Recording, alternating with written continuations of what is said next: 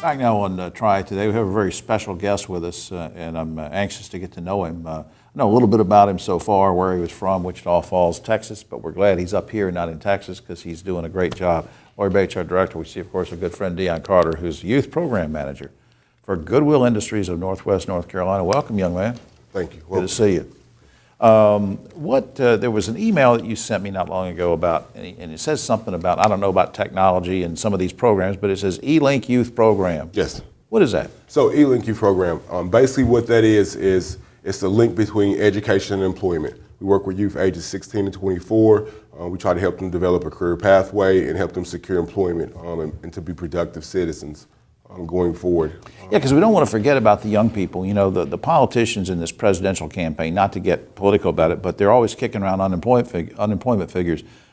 But as you know, I mean, I don't care if it's 5 or 6% with adults, it might be 20, 30, 40% Correct. with young people. It's a problem, right? Yes, it is. Yes, it really is. And so our program tries to alleviate those concerns.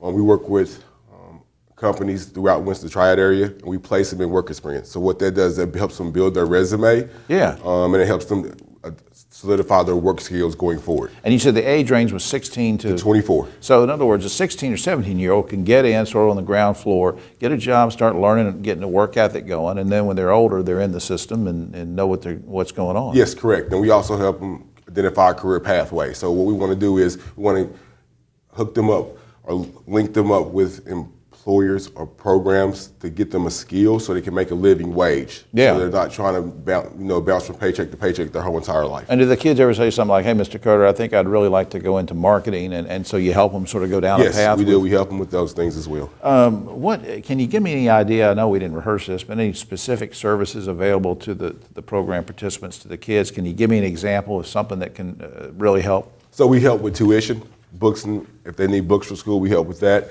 Say they go into a welding program, so they want to get a skill or a trade, we can help them. We'll pay for the welding program. We'll help them get all the supplies and tools they need to be successful in that program.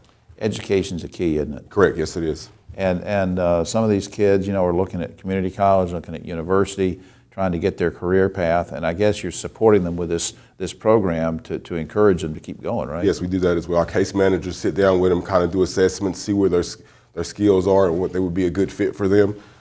We also support them if they say they need to get around. We do bus passes for them so they can get to school, they can get to work, and not have to rely on individuals and maybe have issues with that. Now we know how this is going to benefit kids. What about what you're doing? How does that benefit the community at large? Because somebody could be watching this saying, well, I don't have any kids in school. I can't relate to what Deon's saying. So we work with a lot of at-risk youth. And so we try to catch them before they get involved in maybe the criminal justice system, and then you end up paying for them through that way.